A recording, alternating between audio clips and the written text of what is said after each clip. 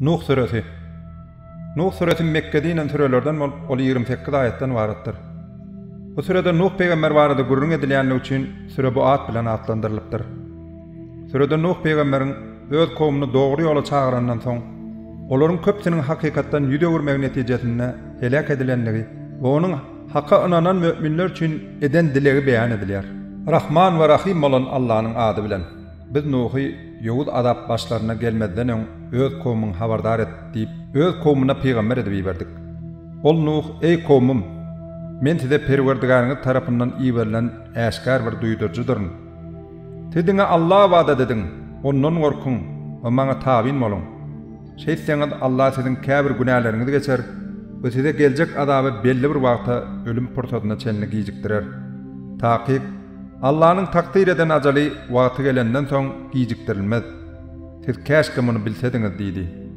Nuh, ey Perwerdigarym, men kawmymy gije günni hak ýola çağırdym. Emma meniň çağırşym olaryň daşlaşmaklaryny hatda artdyrdy. Takyp men olar seniň ýalkawyňa çağıran mahalym, olar barmaklary bilen gulaklaryny ýapdylar we libaslaryny bürändiler. Hakka garşy çykmakda kejirlik etdiler ve tekebbirlik edip ulumsu boldular. Soň men olary açaçan çağırmaga başladym. Soň olary çağırşymy kä äşkar aýtdym, kä gidliň aýtdym diýdi. Men olara şeýle diýdim: Perwerdigaryňyzdan ýalkaw diläň, takyp ol köp bagyşlaýjydyr. Şonda ol asmandan size bol edip ýagyş bereket ýagdyrar. Siziň mal mülküňizi we perdentleriňizi köpelder.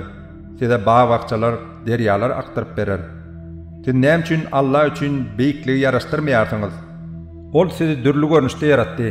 Allah'ın 7 kat asman nädip bir bilen sarlaşykly yaradanlygyny görmeýärsiňmi? Olarda asmanlarda ay nur, günü bolsa ýagtylyk saçýan çara edip goýdy. Allah sizi ýerden ötümligi östürşi ýaly ýetişdirdi. Soň sizi ýene de ol ýerden gaýtaryp madara salyp, sizi ol ýerden ýene de çykarar.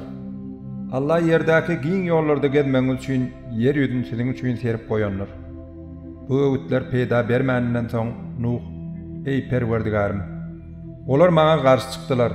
Olar mal mülkleriniň we perdentleriniň köpligi diýanyndan başga zady yaramaýan gurply kişilere uydular. Olar uly hileler we dudaklar gurdular. Olar bir-birlerine siz hudaýlaryňyzy taşlamaň Veddi, Tuwagy, Yeguki we Nesri bularyň hiç haýsyna taşlamaň diýişdiler. Biz olar köpler ýoldan çykarýarlar. Ey Perwerdigarym, sen hem beýle edendikler üçin zalimlaryň dogry ýoldan adaşmaklaryny artdyr diýdi. Şeýdip olar eden günahlar sebäpli suwda garp boldular. Soň hem oda dogdaga salyndylar. Olar öýlerine Allah'dan başga kömekçi hem tapmadylar.